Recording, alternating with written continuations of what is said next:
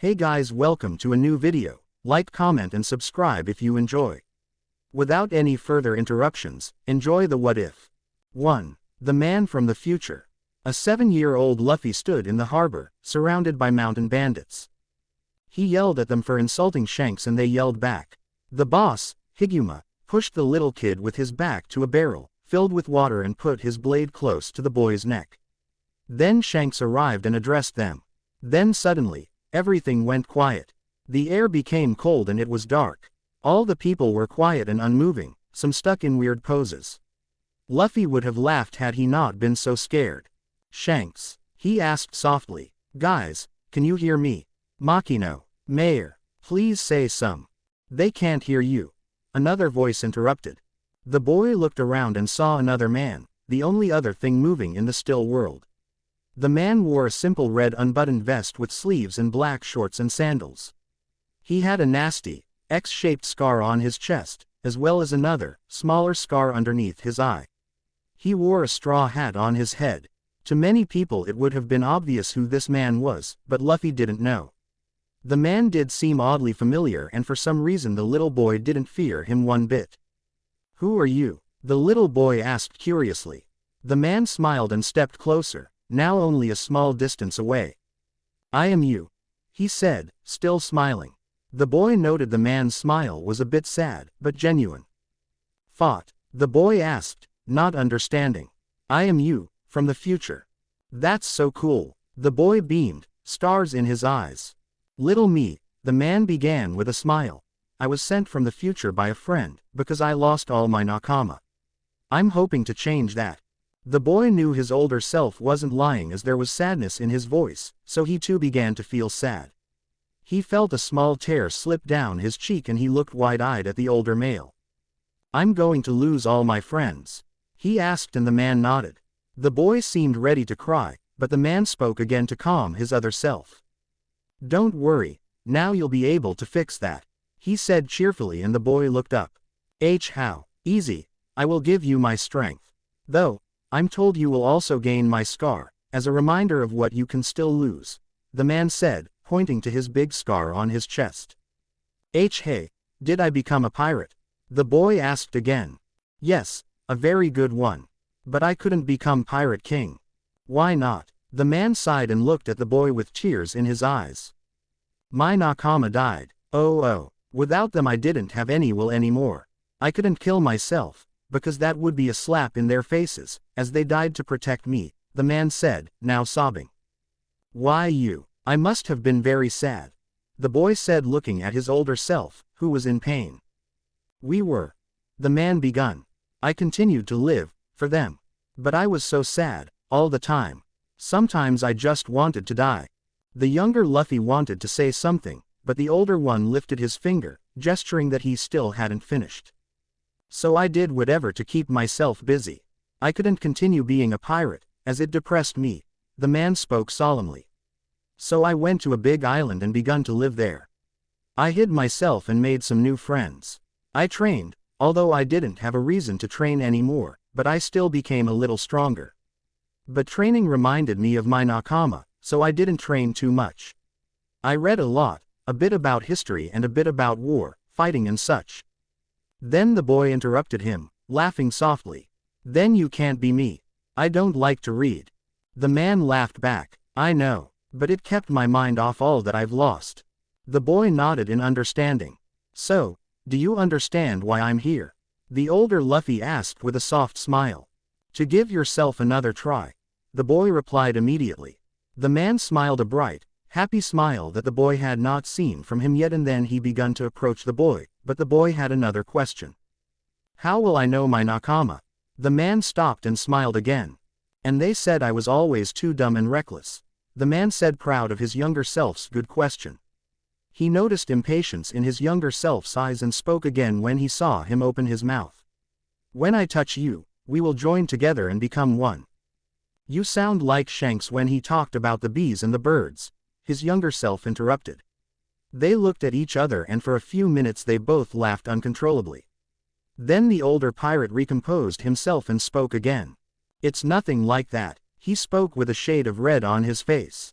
The boy snickered, not quite understanding why the man was so embarrassed, but was amused anyways. When I touch you, I will literally disappear. Cool, little Luffy interrupted. Yes, I know, you will get a bit of my strength, but you'll also get all my memories and skills as well as my scar unfortunately, the man spoke. Then he noticed the little man was pouting. What? That's unfair to the others. The boy spoke and the man understood immediately. I know it is. Quote, then, but we want to protect our nakama, right? He said to the boy, whose pout quickly disappeared and he now nodded wildly. The older Luffy was surprised by how quickly he agreed to it, even though he hadn't met even a single one of his nakama yet. But then, he reminded himself that they are the same person after all, and that besides Shanks they don't have many friends yet. He smiled and continued to speak. And besides, it won't be the same. It will be kinda cool that we'll be much stronger now, he said kindly to the boy, who grinned happily at him. We'll be awesome, the boy screamed in his excitement and the man nodded, now very happy.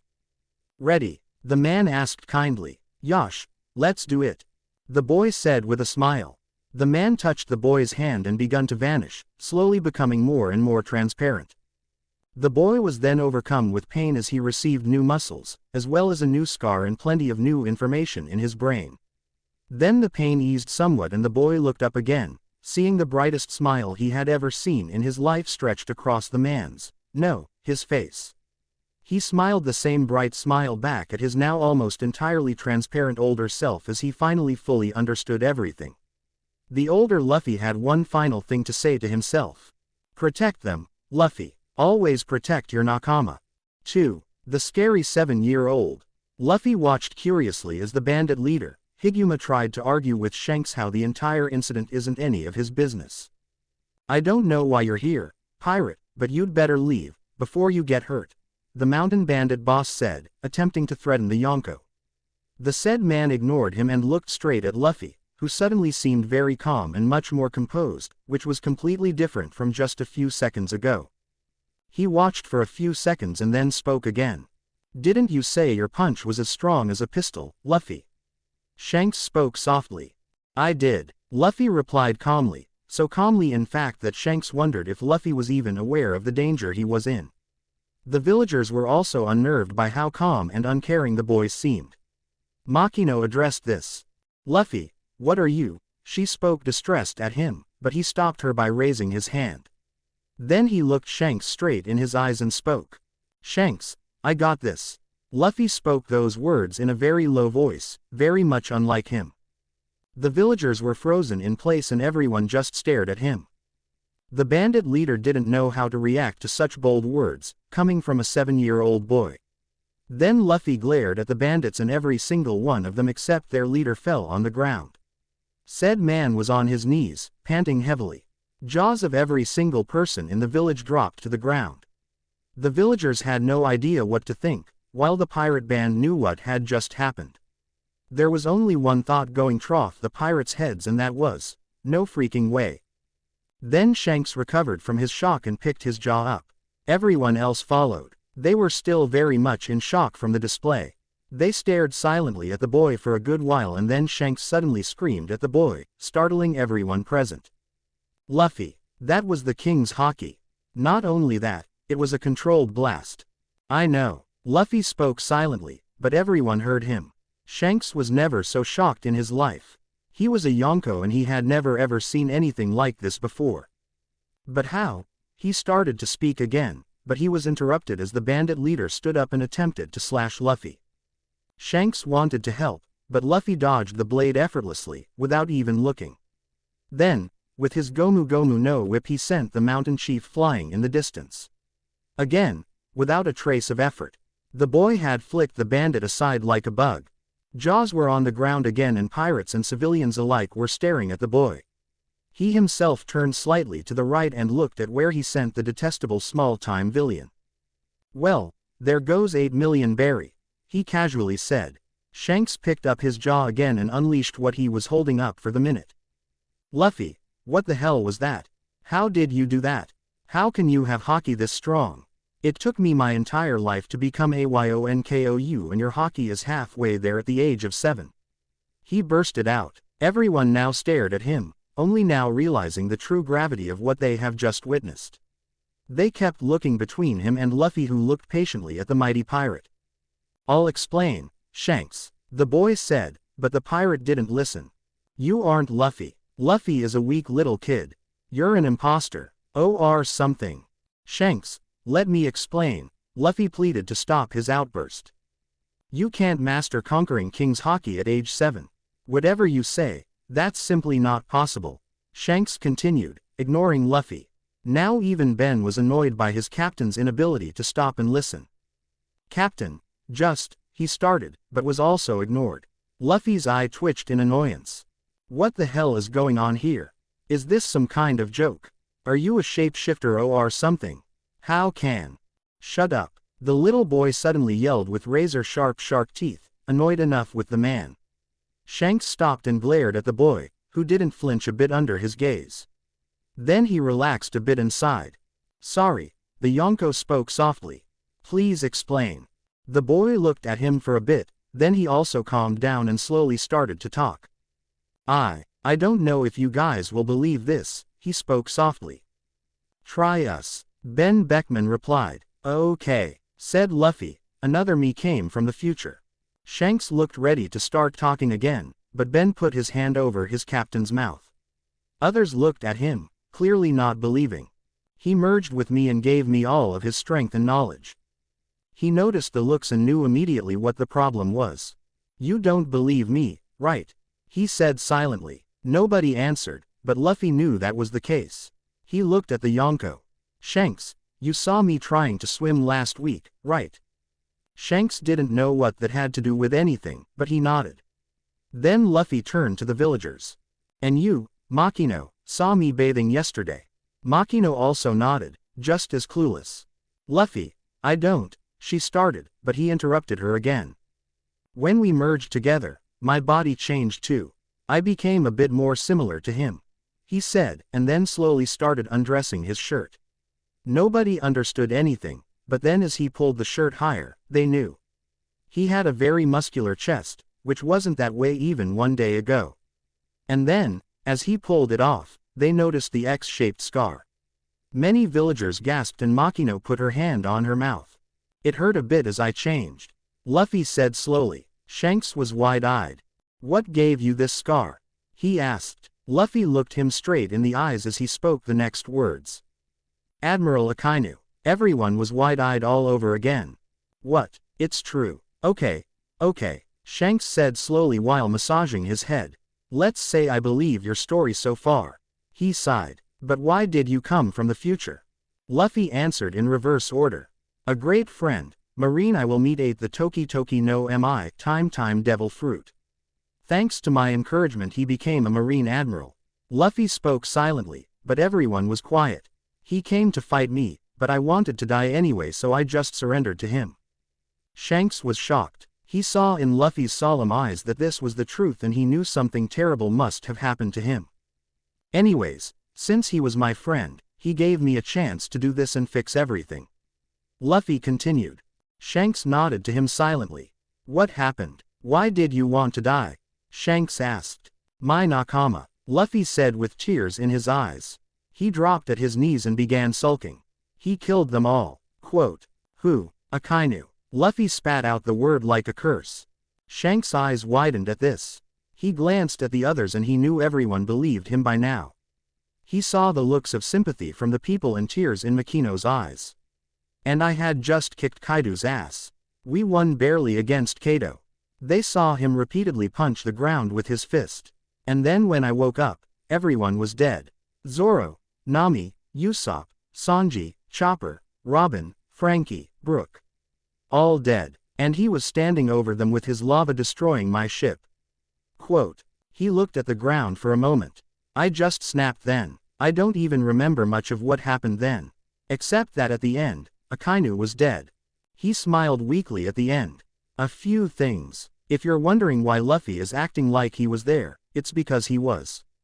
His 7-year-old self may not have experienced this, but his future self has, and they merged so they became one muscular, insanely powerful and emotionally scarred 7-year-old guy. Also, about how powerful Luffy is now. His body is currently nowhere near as powerful as his adult body, but it's still a great deal tougher than the average person's body. Luffy is now a monster after all. His haki, however, is much more powerful and is roughly at the level that Luffy was at Fishman Island, Haoshoku haki at least. The combination of an inferior body as well as his loss of Nakama have weakened him to the point that he's no longer nowhere near an equal to the Yonko, for now. Given that Luffy could handle 50,000 foes at Fishman Island and Shanks was said to be able to knock out all of them, I'm putting him at 1/2 Shanks level, but only in haki. However, even if Luffy had Shanks level haki, he still would have no chance against him as his body is simply too weak. Also, as a 7-year-old, he would lose against most of his Grand Line foes, every Shichibukai, CP9, any Marine captain. But, when he sets sail again, he'll be much more overpowered. To see how his battles will go then, you'll just have to wait for them. 3. Second chance. Luffy sobbed quietly on the ground. The villagers and pirates were processing this information quietly. Then when Luffy looked up again they were startled by what they saw. He had a bright smile on his face and determination in his eyes. But that won't happen again, he said simply. I'll find them again and this time I'll become the Pirate King. Shanks, surprisingly, started to laugh. Gahahahaha. This has been one insane day, kid. Pirates started to laugh alongside him and the civilians smiled in agreement. Then Luffy stood up and started laughing alongside them. Then he spoke again. Guys, please don't tell anyone about this. Not even any of my family or friends. Keep it to yourself, he pleaded. They looked at each other. Please, I don't want my chance ruined because of my big mouth. The people all nodded when he finished. Then Shanks walked straight up to him and took his hat and pushed it on Luffy's head. Villagers and pirates alike gasped at the sight. Shanks was extremely protective of that hat. He was mad when Luffy tried to take it when they first met. Here kid, I wanted to give it to you for some time now, he said. Thanks, Shanks, I'll try to protect it, replied Luffy. In fact, I know I will. Oh, he had it. My other self had this hat. Shanks' eyes widened at this, but then he smiled warmly. Let's go have a party, kid. Let's celebrate our insane day and your second chance, kid, he announced loudly.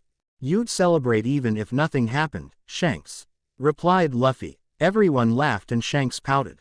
Okay, but only if you give me lots of meat. Gahahaha. What's with you and meat? Asked Shanks, now happy again. Let's go men, let's party. With those words a huge party broke out and even the villagers joined this time.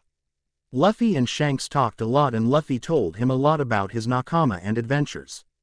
Shanks frequently interjected with his own comments, such as when Luffy talked about his Nakama. A pirate hunter joins you, then a pirate thief. Really Luffy? A liar. What do you do with a liar? Yasop's son. That explains the liar part. Bonk *K.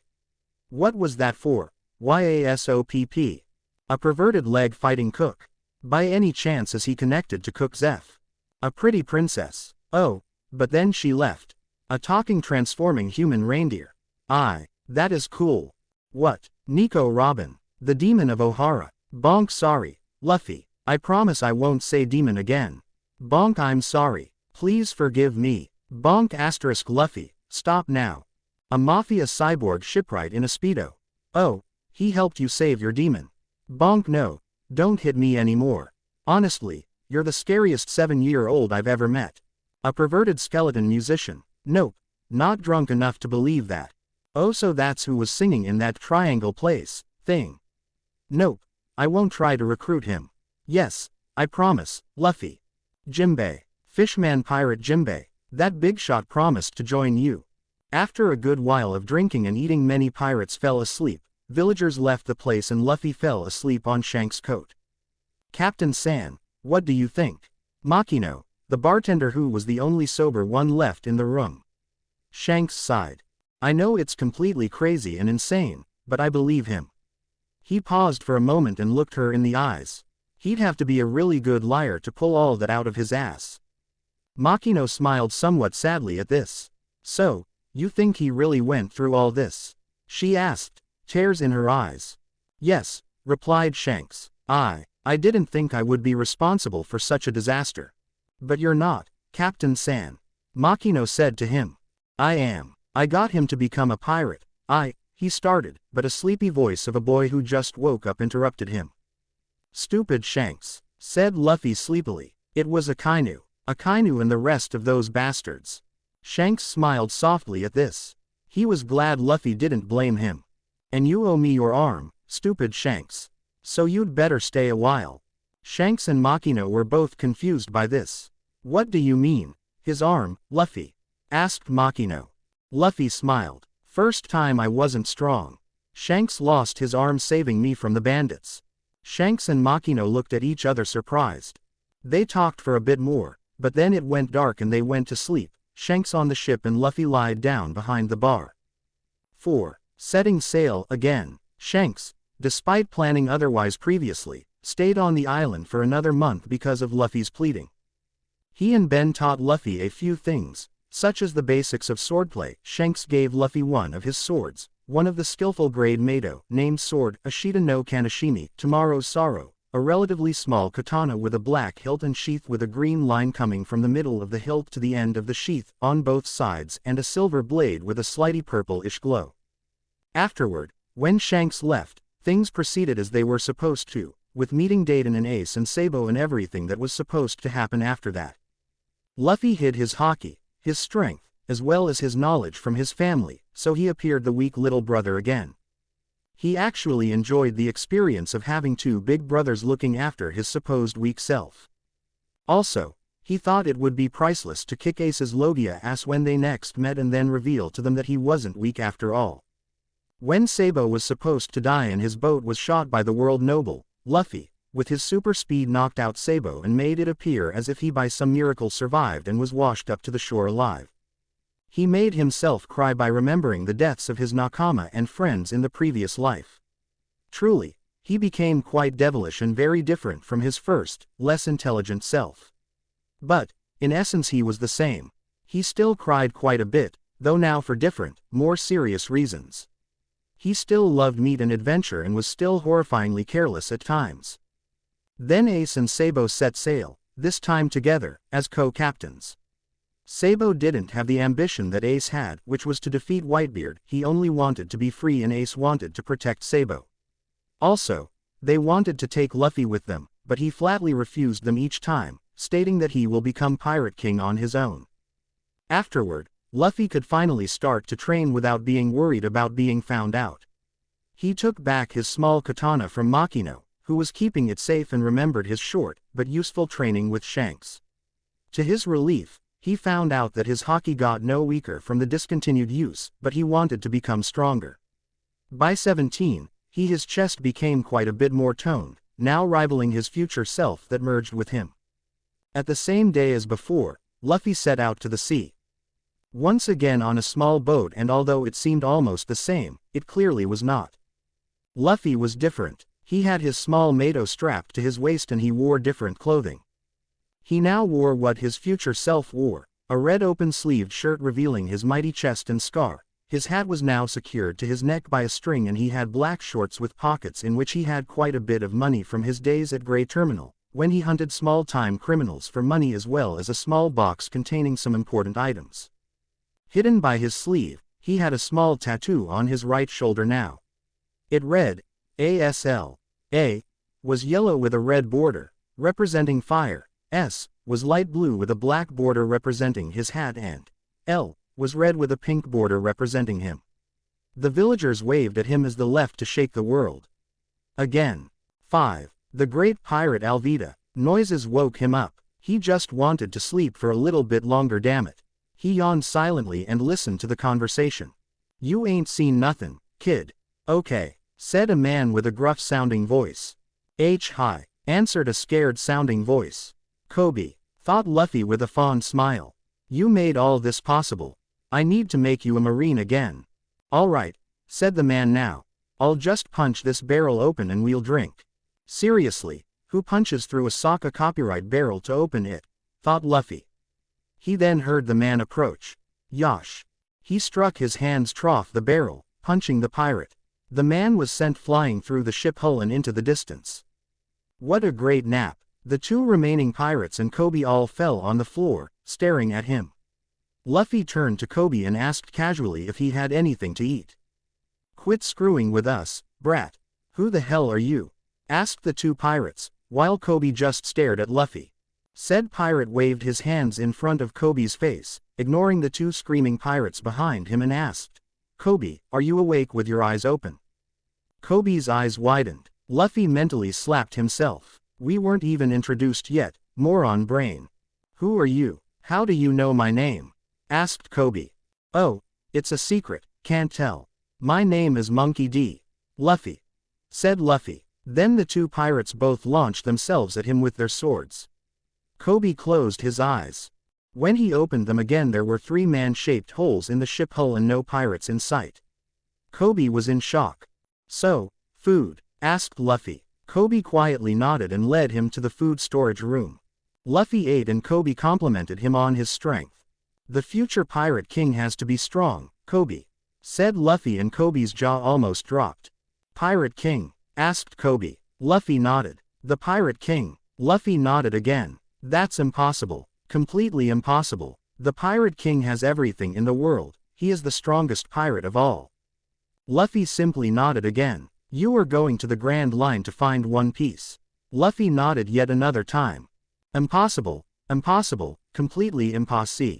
Bonk. Ow. Why'd you hit me for? Asked Kobe, touching the new bump on his head. Because you're being hysterical. Said Luffy in a low tone. It doesn't matter if it's impossible. It's my dream and I'll do it anyway. Kobe was in awe. Never had he heard such determined words.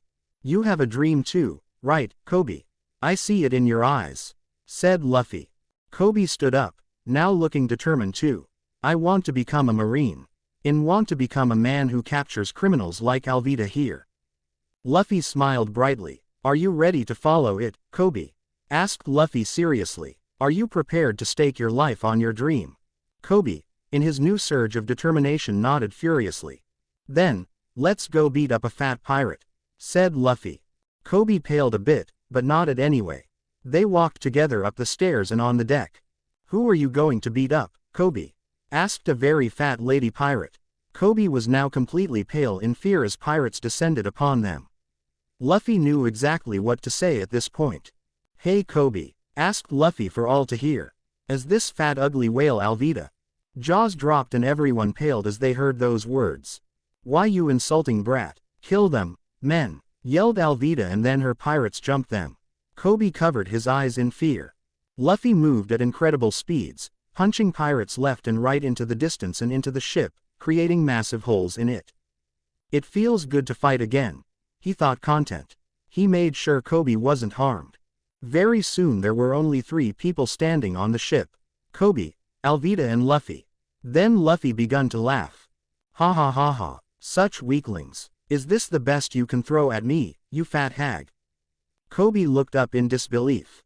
There were holes in the ship. Several pirates were stuck with their upper bodies and a few were just laying there. Alvida was about to snap. Luffy-san, how did you beat them all? Asked Kobe. Luffy looked at him and spoke softly, but Alvida also could hear.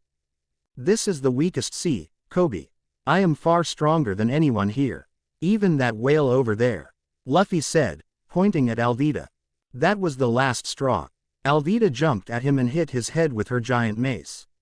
Both Kobe and Alvida were both sure he was gone for about a minute, and Alvida looked viciously at Kobe with a look that promised pain, but then hey guys, I don't want to interrupt. Luffy said underneath the mace. But I'm still alive. Also, sorry about your mace, Alvida. Wah. Suddenly, the giant mace started cracking and after a few seconds it fell apart. Alvida stared at Luffy and took a few steps back. She was scared. She hit the offending man with her full force and her mace fell apart. She had never experienced something quite as terrifying as that. Kobe's mind on the other hand completely collapsed. Pirate. Iron Mace. Alvida was the most powerful being he'd ever met, and she was completely and utterly dominated by a man of a quarter her size without him even doing anything. The man in the straw hat took a step towards her and she took few more steps back and hit the mast. Like I said before you interrupted me, he spoke, I am far too strong for you. And with that, In a flash, Alvida was flying above the ocean. Kobe blinked a few times and looked between Luffy and the dot in the distance. Before the boy could react, the Straw Hat Pirate grabbed him and jumped down the ship in a small boat. Soon after, Marines appeared and started firing at both of the ships. "Yeah!" screamed Nami, very surprised when Luffy crashed into her boat with Kobe in his hand. "What the hell?" Flashback. "I'm Nami. I love money and mycons." Luffy stood up and smiled at her and put Kobe on the ground. "Hey," spoke Luffy cheerfully. "Are you by any chance heading to Shell Town?" She nodded quickly. She would have yelled at him, but she wasn't exactly stupid. She saw how he dealt with the pirates. He smiled at her. Then, he spoke again. "Can we come with you?" "You She said nervously. Sure, why not?" "Thanks," he said, smiling brightly. Then he suddenly got serious. "Hey, were you by any chance with those pirates?" He already knew the answer, but it appeared more natural if he talked to her. The question got a very angry response from the feisty woman. Of course not. I hate pirates," she yelled. Luffy took his sword from his sheath. Then, I suppose I should do this," he said softly as he turned towards the other side of the boat, where Nami was. Nami and Kobe both got the wrong conclusion. Nami was scared now. Kobe jumped in front of Luffy. "Kobe, what are?" Luffy said softly. Luffy, I heard what she said and I know you're a pirate," Kobe said while denying Luffy access with his body. Nami tensed up considerably at his words. "But you can't hurt her just for hating pirates, you." Bonk. Luffy had just punched Kobe over his head again and looked down at him on the floor. Nami put her hand on her mouth in horror, thinking about what the pirate will do to Kobe, but then Luffy spoke. "I wasn't going to hurt her, Kobe," Luffy said in a low tone. "Only a coward hurts people for their ignorance." Nami wasn't sure what to think of the guy. But thankfully, he gave her more time to make her opinion, as he turned around and faced the ship. He readied his blade and then looked at the other two passengers. "Brace yourselves," he warned. What is he going to do? Both thought. Luffy slashed downward with his sword, like he was cutting an enemy. At that instant the two ships, the bigger civilian ship and the smaller pirate ship behind it, both fell apart. They were in two. Two jaws hit the deck. "No, this just isn't possible," thought Kobe. Nami on the other hand was on the edge of a mental breakdown, not that Kobe was that far from it either. Luffy looked at them and smirked. It was fun seeing their reactions. 6. Demon of the East, what the hell did you do? Snapped Nami at Luffy. He simply smiled and replied. "I cut it," he said. Kobe and Nami both looked at him with shocked expressions. "How?" yelled both of them in unison. Luffy's expression became a little more serious. "I'm sure you both heard me before, when that fat whale was trying to fight me." Luffy replied in a casual tone. "I am much stronger than anyone here in East Blue." Both just stared at him. Luffy then turned around towards Nami and asked her, though he already knew, but he'd rather ask than get into a weird situation later. "What's your name? Why should I tell a pirate such as you?" she asked in a menacing tone. Luffy looked at her with half-lidded eyes. "You know, if I was going to hurt you, I'd have already done it," he said. She stuttered. "And besides, I don't like hurting people if I can help it," he continued, interrupting her. Her face was confused. "But he's a pirate, a freakin' pirate," she screamed in her mind. "Anyways, name," he said, pointing at her. "Nami." She stuttered. He grinned. "All right, Nami, Kobe," he said and looked at each of them. "Get me to Shell Town. A few minutes and conversations about Zoro later, Bye, guys. This is where we part ways," said Nami. Luffy grinned at her. "Don't worry, Nami, we'll meet again," he said casually and walked away before she could say anything. Kobe simply shrugged at her and ran after Luffy. "So what?" started Kobe. "When we meet next time, she'll join me," said Luffy simply as Kobe walked alongside him. He looked at him in disbelief. "She hates pirates, Luffy-san," said Kobe. Luffy smirked. "Obviously," replied Luffy. "It's clear she's suffered under one." "What? How can you tell?" asked Kobe, wide-eyed. Luffy looked at him and shrugged. "Anyways, let's go see the pirate hunter." said Luffy. He'll join my crew. Kobe was in disbelief. But he's a criminal, a bad guy. He'll kill you, yelled Kobe. Bonk. Kobe, don't be so narrow-minded. There are good pirates and bad marines. I've met both. Kobe simply stared at him in disbelief. But the more he thought about it, the more his words made sense. Then Luffy suddenly stopped and turned to him.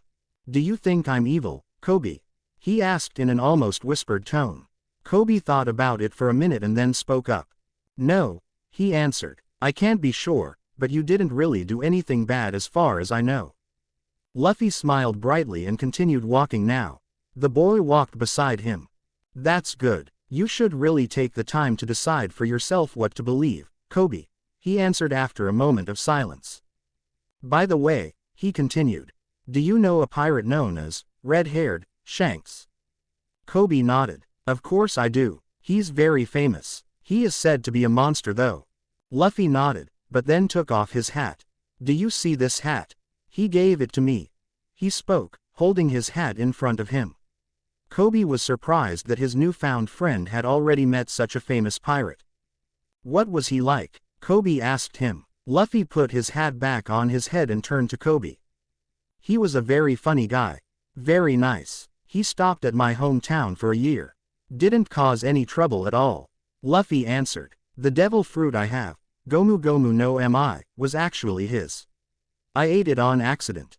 Kobe stiffened at the thought of eating a Yonku's rare devil fruit on accident. How did he react? Kobe asked. He was upset, replied Luffy. Kobe nodded. It was pretty understandable to be upset if someone accidentally ate your 100.000.000 berry treasure. But not because the fruit was his treasure. Luffy continued, shocking Kobe beyond belief with his words. Kobe stopped and stared at him. He was upset because I'd never be able to swim again. I bet that's pretty hard to believe. Kobe nodded dumbly. But it's true. Anyway, we're here, said Luffy. He jumped at the wall to find Zoro and Kobe reluctantly followed. There was a ladder already on the wall and he used that. They looked around for a bit and then Luffy spotted a familiar sight. Flashback. Leave this guy to me, Captain. That's Zoro.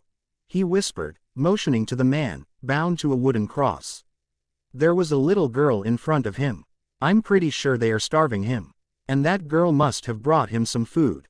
Kobe and Luffy watched as a blonde-haired young man came and Luffy had to resist running off and punching him, repeating the words, he'll be a good guy. In his head, he watched as Kobe's belief in the absolute righteousness of the Marines shattered in front of his eyes as Helmeppo kicked the girl's rice balls and had her thrown over the wall. Luffy caught her masterfully, using only one outstretched hand and without moving from the spot and set her down. He watched as the blonde-haired bastard kicked Zoro a few times and then left. Thank you, mister, the girl told him with a smile. Shishishi, no problem. I'm Luffy by the way and this is Kobe. He replied, pointing first at himself and then at Kobe. I'm Rika, the girl said. So, I take it Zoro isn't so bad, after all, huh? Luffy asked already knowing the answer. No, the girl yelled out, but then continued normally. He saved me from Helmeppo's dog, that's why he's over there. Luffy simply smiled. You can tell us all about it later, he said kindly. Please wait for me here, I want to talk with Zoro for a bit. They nodded and he jumped over the wall. He approached the bound man, ignoring the bad smell, and when he was very near, the man finally noticed him. Zoro looked at him, eyeing him up. The young man who approached him seemed harmless at first sight. He looked as any normal teenager would, except for his two scars, his straw hat which at the same time looked totally out of place and like it was meant to be there, and his aura which emitted power, authority and a restraint, very much in contrast with the monk's appearance. Who the hell are you? He asked bluntly, putting on his most devilish glare. The man seemed completely undeterred. He still had a bright if for some reason nostalgic smile on his face. My name is Monkey D. Luffy. The Straw Hat Pirate answered simply. I'm here to get you to join my pirate crew. Zoro stared at him for a moment, but then chuckled. No way, I'm not going to be some pirate. I'm not a bad guy. Zoro answered simply, but did not snap at the guy, which surprised him. Zoro usually did not take such invitation well. Most often he would snap or even cut the guy who dared to ask such a thing. But this guy was different, or maybe he was just hungry. I know what you want, Roronoa Zoro. Luffy said quietly, but you won't become the greatest swordsman by staying in East Blue. Hey, how did? It's obvious, really, Luffy interrupted. The wandering swordsman, Roronoa Zoro, who goes around cutting wanted criminals, but doesn't join neither Marines, pirates nor any other group. It's pretty obvious when you think about it. Then what do you propose, pirate? Zoro asked, spitting the last word out like a curse. It's simple, really, said Luffy, and Zoro quirked his eyebrow, intrigued by the man. Don't take this the wrong way, Zoro, but you are far too weak to even pose a threat to Sir Dracula Mihawk of the Shichibukai. This angered Zoro greatly and started kicking around angrily, as if he could somehow hit Luffy. Why have you come here, really? He finally spat out, glaring dangerously at Luffy. Did you come to mock my ambition? Luffy was unhappy that Zoro thought he was insulting him. No, Zoro, not at all. Luffy finally answered with a sigh before Zoro could snap again. You're not weak, Zoro. And your ambition and will to fulfill it are admirable. And you're without a doubt the strongest swordsman in the East Blue by far, but unfortunately that doesn't mean shit in the Grand Line. He looked at Zoro cautiously, and he was glad that the man calmed down a bit. With me, he continued, you'll be able to fight many swordsmen and grow stronger. And I'll help you train if you want, teach you a few things. He grabbed his sheathed sword and pulled it up a bit. I'm a bit of a swordsman myself, he concluded. Zoro looked at him for a bit, considering his words. How do I know that I'm as weak as you say I am? He finally asked with a calm voice. Luffy smiled and replied, Zoro, can you cut iron? Can you cut steel? Can you send flying blade attacks? Can you cut a ship in half? Zoro stared at him bewilderment. Of course not, he snapped. Those things are impossible. Luffy shook his head. Those are the minimum you'll be required to be capable of, if you want to stand a chance against Mihawk, he said, and Zoro looked at him in horror. If you still don't believe, join me temporarily. I've got it on good authority that Dracula Mihawk has recently attacked Don Krieg's fleet. They'll be running back to East Blue no doubt. And he will follow. You'll be able to see for yourself how big a difference there is between you and him. Seriously? Zoro asked wide-eyed. He's coming here. Yep, so what'll it be? Asked Luffy. Zoro was now very eager to accept, but he still had a loose end. You know, I'll probably join you, replied Zoro after a moment of silence. But I can't leave yet. I have a promise to keep. I have to survive for a month without food and the bastard will let me go.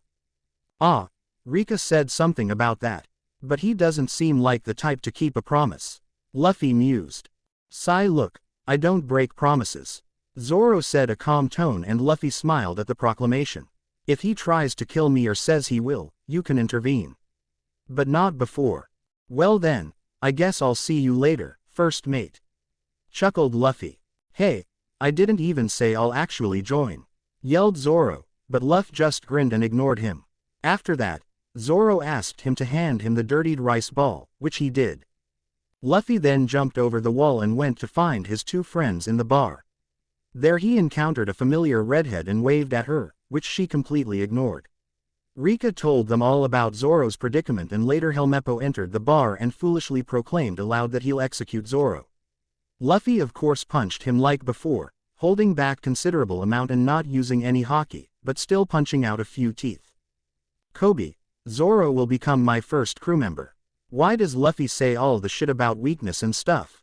Well, partly because he wants to get Zoro to join and he wants to make it as tempting as possible. The other reason is that he doesn't want Zoro to actually challenge Mihawk so soon, because he knows he's going to get humiliated. He won't interfere though if it happens. 7. Hello, I'm a pirate. Helmeppo will have you executed in 3 days, Zoro. Luffy announced while staring at Zoro. And if you don't believe me, Kobe here can confirm. Kobe just nodded fearfully when Zoro looked at him. Damn, I knew it. Zoro muttered under his breath. I'll free you and then I'll get your swords. Is that okay, Zoro? He asked. Zoro just nodded. I don't care about the rest, but get my white sword. It's my treasure, Zoro said. Luffy nodded with a grin and cut him from his binds with his Meitu. Kobe, Zoro, wait here. I'll be right back, he said. Gomu Gomu no rocket. Zoro stared in disbelief as Luffy launched himself to the top of the marine base. On the roof of the marine base, various marines were pulling a statue of Captain Morgan. Helmeppo suddenly stormed in and tried to convince his father to have Luffy killed.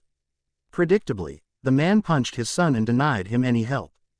Tisk, tisk, tisk, what a bad father, someone spoke up. They looked up and Helmeppo was scared by the familiar-looking straw hat. Dad, that's the guy that hit me, yelled Helmeppo and pointed at him.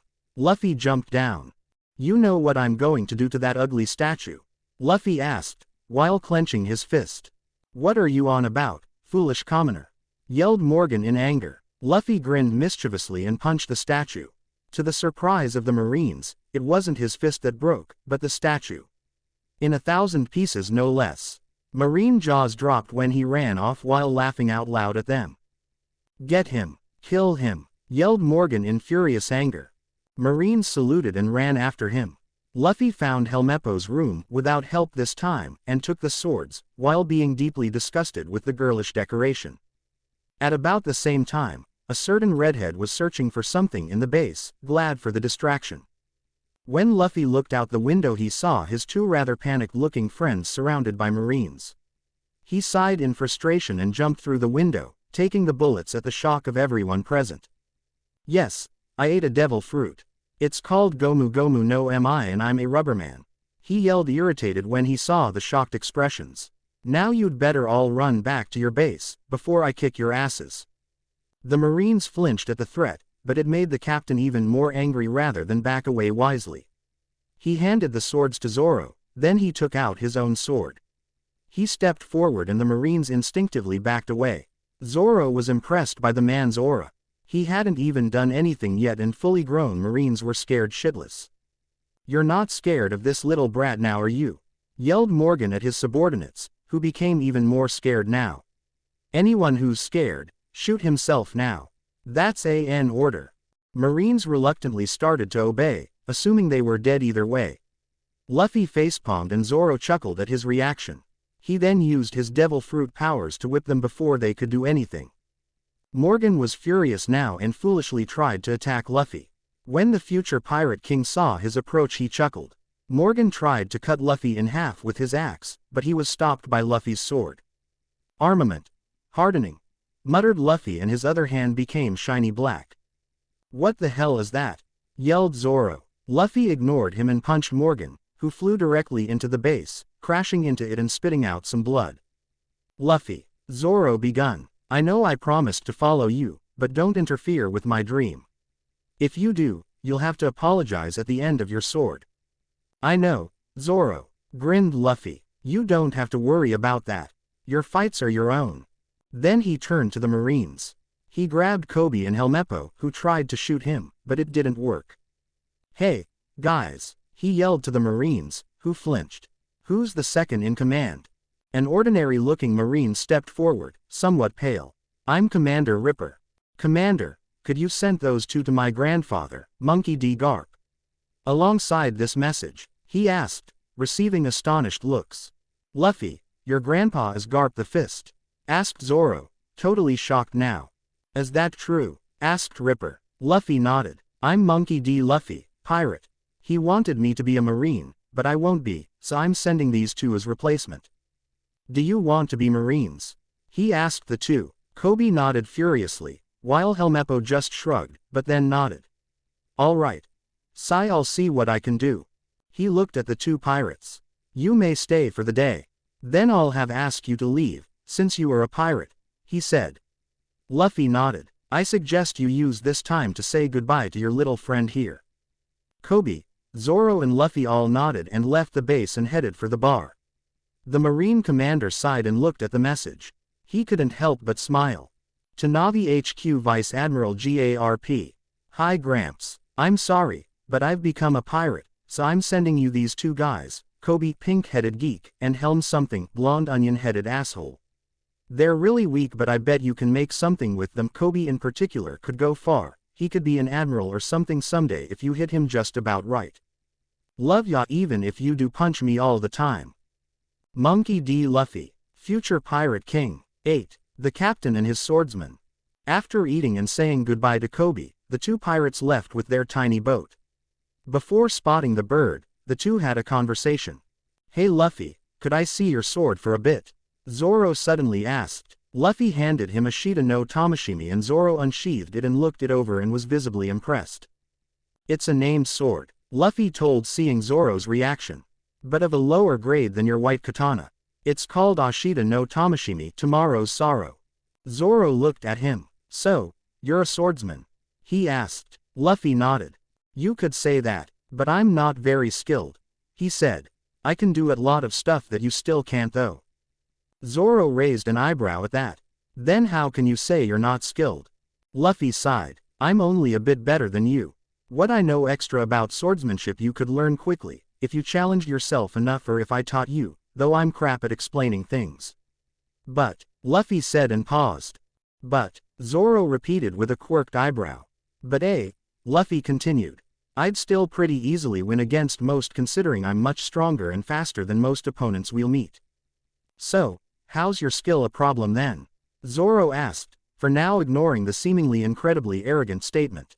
If I fought someone with the same strength and speed level, I'd probably lose badly. Luffy answered. Zoro still didn't fully understand what Luffy meant, as he was still staring at Luffy in confusion. Listen, he said more loudly now. Swordsmen at my current strength level are much more skilled than I am. Oh, Zoro said simply. But just how strong are you then? He asked after a brief pause. Luffy looked at him skeptically.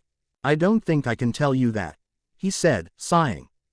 Why not? Zoro asked, confused. You'd never believe me. You'd say I was crazy or delusional or something probably. Luffy answered with a pout. Try me, smirked Zoro. Sigh. Okay, Luffy said and took a long breath. I'm about as strong as a Yonko, he finally said. Zoro's jaw almost crashed through the wooden floor as his mind shattered because of the statement. Zoro, are you asleep with your eyes open? Luffy asked while waving his hands in front of the swordsman's face. His eyes bulged out and he looked at Luffy. That does sound crazy, said Zoro. Luffy just grinned. It's true though, I'll definitely become Pirate King with my strength, laughed Luffy. Zoro clutched his head. A headache was coming, that's for sure. Assuming that's true, Zoro started. It is, interrupted Luffy. Okay, but how did you get so strong? Zoro demanded. Luffy sighed. Can't tell you that, Zoro. Not yet, Luffy replied. I'll tell you when I have all crew positions filled though. Quote. Zoro sighed but decided to drop the subject and instead ask something he would get an answer for. So who else do we need? We need, let's see. Luffy answered while looking at his hands. We need a navigator, a sniper, a cook, a doctor, an informant and librarian, a shipwright and most importantly a musician. Priorities, Captain. We don't really need a musician, said Zoro with a sweat drop. But pirates love to sing, said Luffy with a pout, and Zoro's sweat dropped again.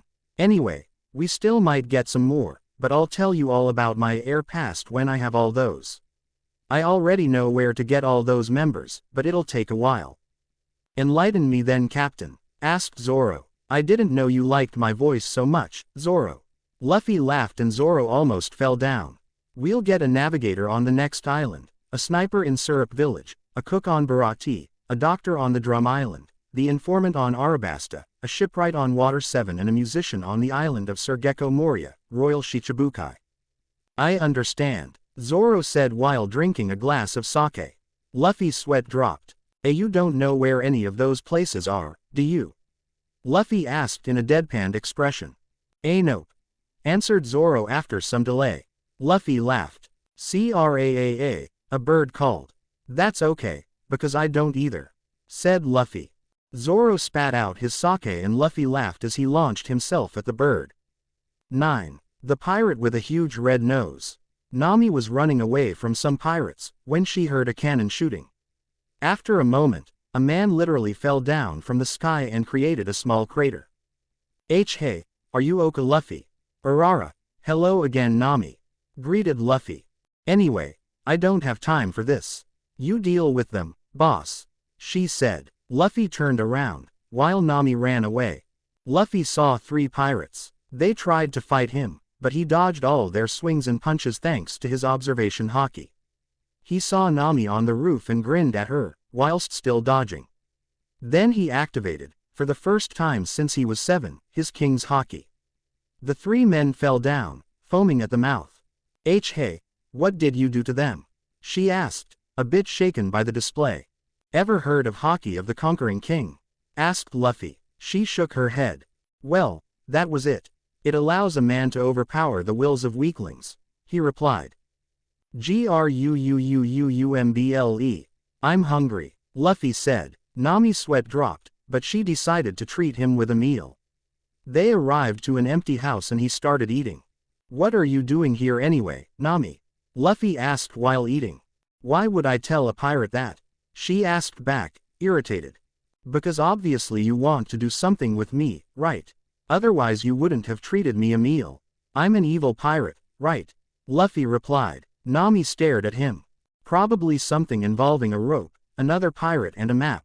He teased, knowing already what it was. Nami was wide-eyed. How did he know? But don't bother with all that. Luffy continued and swallowed a whole piece of bread. I'll kick this pirate's ass for you if you join my crew, at least temporarily. And you can have his treasure, since you probably need it. Nami considered his words for a minute. He could definitely protect her if their earlier encounter was any indication. And he didn't seem to want to hurt her even if he was a pirate. All right, she finally said, and Luffy beamed. I'll join you if you beat Buggy the Clown while I get the map and treasure. Let's go, then. Luffy smirked and ate the remaining food in one gulp.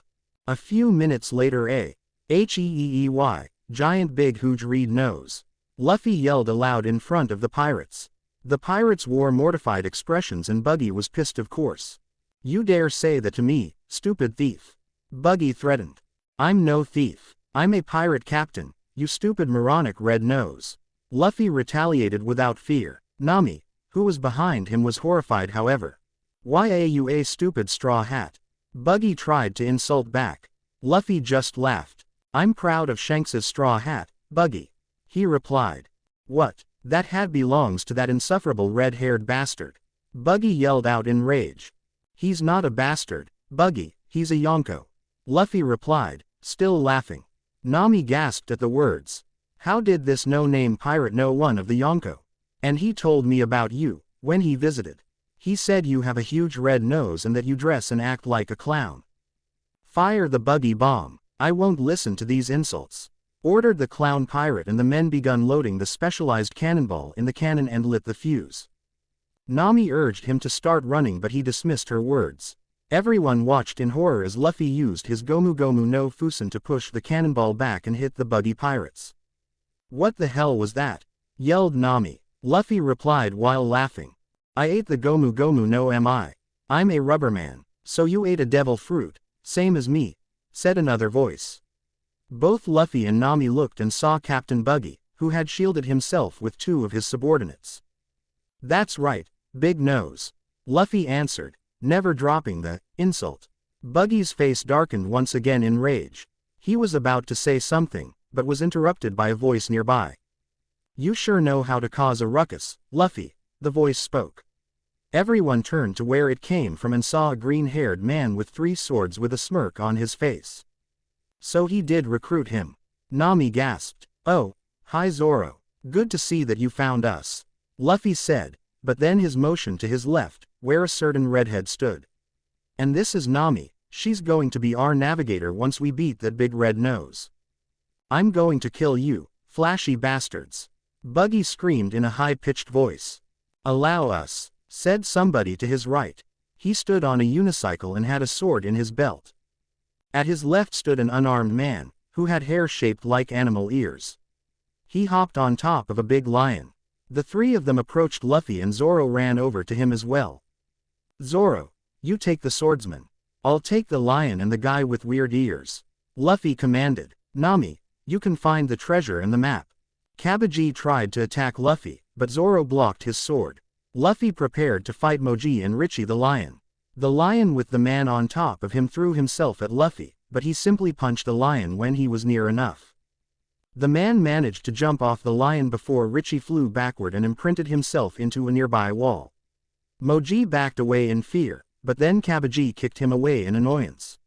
He flew straight into Luffy, who simply dodged, and he plummeted into a nearby house. "I think I'll just kick back and watch for a bit," he said casually, and turned his attention to the fight between Zoro and Kabaji. The swordsman easily blocked all the other man's attacks, despite him being a trickster. Luffy was of course forced to intervene, when Buggy tried to help Kabaji by using his devil fruit powers. The fight lasted a while longer, but then Zoro ended it with a single, Santoryu Onigiri. Buggy was enraged when his first mate was beaten by the swordsman and was preparing to fight, when he spotted a certain redhead with bags of his gold. He was of course determined to get them back at all cost. That cost him dearly, however. "You should pay attention to the one you're fighting," somebody behind him said. He turned around, and to his horror, Luffy's face was right beside his. "Gomu Gomu no Bazooka," Luffy yelled, and with that attack Buggy flew high into the sky. After a while, a few of the villagers approached the three pirates and asked them who they were. Luffy said they were pirates and told them he kicked Buggy's ass. Then he tossed the mayor one of Nami's bags, which of course she protested, but he told her that they needed the money for repairs. After that they left the island together, heading for Syrup Village, where a certain long-nosed sniper lived. Pirates are coming. 10. The Tale of a Great Captain and a Shitty One. As they once again approached Syrup Village, Luffy couldn't help but feel nostalgic. He would once again see his probably best friend, Usopp. Flashback. "Hey Luffy, would you like to hear the tale of how Captain Usopp once fought alongside the giants of Elbaf?" Luffy felt a tear slip his cheek. He knew now that the tales were mostly bullshit, as entertaining as they were, but he couldn't wait to hear them again. His behavior did not go unnoticed. Both of his two crew members were staring at him. He finally noticed it. "What?" he asked in an unusually quiet tone. "Were you crying?" asked Nami. Zoro looked at Nami, his glare telling her that she shouldn't push it. Flashback. Luffy looked at the dead bodies of his crew. He noticed Usopp with a burned hand clutching a round silver locket. In the front it had the symbol of the Straw Hat Pirates. He opened it and found the picture of Kaya on one side and the picture of him along his nakama on the other. He looked at the second picture, then at his dead friends. He was the last one. He felt more tears slip.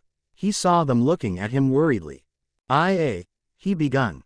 "I remembered my friends." He looked at them and saw sympathy in their eyes. He took a breath and calmed himself. "Don't worry about me," he said a bit more loudly. "Anyway, I'm hungry." They both fell over and Luffy threw himself at the beach in the distance. They followed after him. He pulled his head out of the sand. Suddenly he felt bullets approaching. He dodged them casually with his observation haki. Leave now, PP pirate. A long-nosed man on top of the hill stuttered. "Usopp, and if I don't?" he asked with a grin as Nami and Zoro jumped out of the boat that just reached the beach. Then I'll call my 8 million minions and tell them to kick your ass," Usopp declared loudly. Pirate flags appeared all over the hill. "Bring them on," Luffy yelled and took a battle stance. Zoro looked at him oddly and Nami facepalmed. "I'll take all of them." Usopp looked at him with a look that said, "Are you insane?" "He doesn't have 8 million men, Luffy," Nami said. "Oh," Luffy said with a pout. "That sucks." Usopp looked panicked. "Oh no, they found out," he yelled out. Nami just smirked. Usopp struggled to compose himself. "It's true I don't have that many, but I have lots of loyal and strong companions," he declared. They saw as 6 flags started moving up and down. "All 3 of them?" asked Nami, and they saw as 3 little boys threw the flags in the air and ran away in panic. "Anyway, you don't have to be afraid, Usopp, son of Yasopp," Luffy yelled with a loud grin. "We won't harm this village." Usopp gaped in surprise and took a step forward, but then fell down the small cliff. "You know my father?" he asked as he finally stood up again. "Yeah, I'll tell you all about him," Luffy promised. Usopp smiled happily, now no longer scared of the trio. "I'll treat you some food. Come," he declared, and they happily followed. At the small restaurant, Luffy told Usopp all he knew about his father and they quickly became fast friends. Then Usopp had to leave and he went to Kaya. After this, his three friends came looking for him. After playing a little joke on them, the kids took the trio to the mansion. With his devil fruit powers, Luffy took them over the high fence and they crashed down just in time to interrupt arguing between Usopp and Kurohito.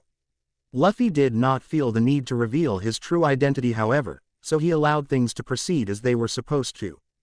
Later he found Usopp sitting near a tree on top of another cliff and they talked a bit more. Like the first time, they overheard the conversation between Kuro and Django, only this time Luffy didn't show himself. They sneaked away and Usopp formed a plan. Luffy convinced him to wait for the pirates at the other side however. The next day a pirate ship with the front in the shape of a cat landed on the place Luffy knew it would. Luffy, Zoro, Nami and Usopp were all waiting on top of the hill. Luffy watched as the pirates ascended and then he suddenly fell back on his butt. "What are you doing?" asked Nami with an annoyed expression.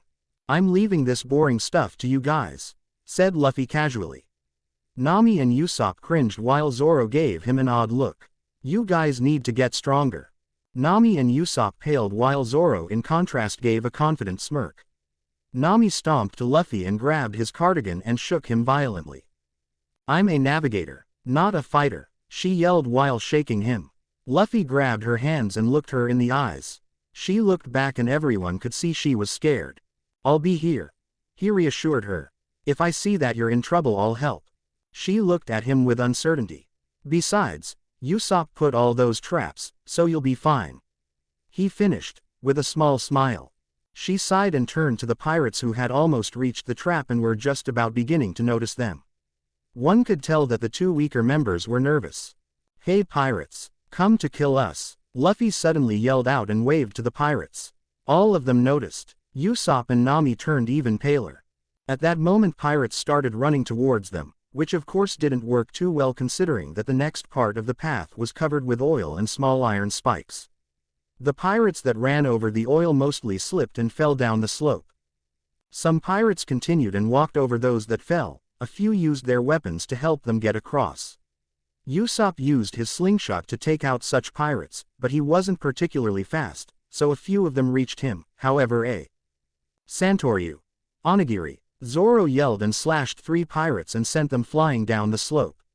Usopp, having seen his monstrous strength for the first time now, was stunned. "You're that strong," he yelled out. Luffy simply grinned. "He's Roronoa Zoro after all," he said with a proud smirk and folded arms. "The greatest swordsman of East Blue."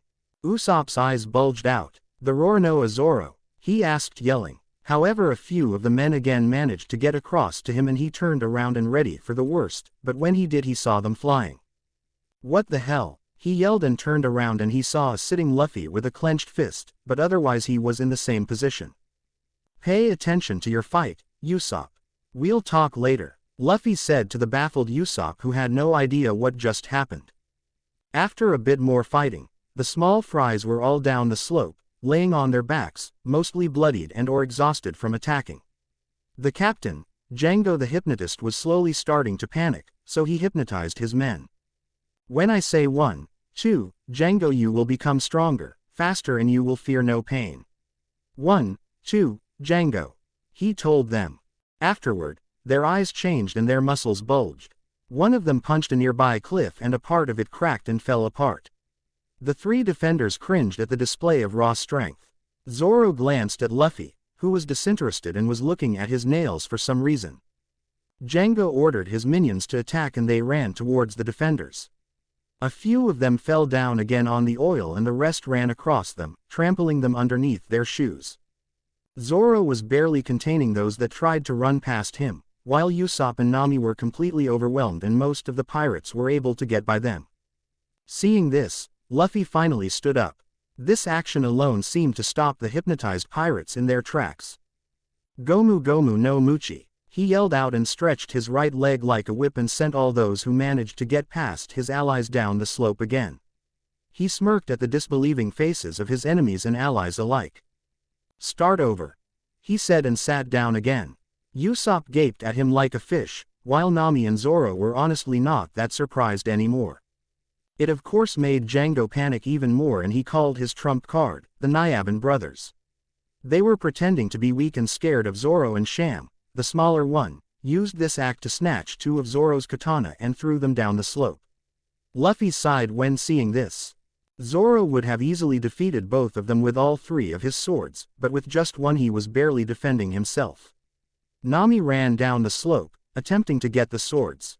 She got them, but Django slashed her shoulder with his chakra and she fell on the floor, clutching her arm. At this moment, the real captain of the Black Cat pirates chose to appear. "What's this?" he yelled in anger, and all the pirates started shaking in fear. Django of course quickly launched into an explanation on how the Strafuts were stronger than they thought and that they set a trap. Kuro wasn't particularly amused by the explanation, but he allowed them 5 minutes to finish the fight. That of course wouldn't work. Nami stood up with the swords in her hands and threw them towards Zoro, who caught them.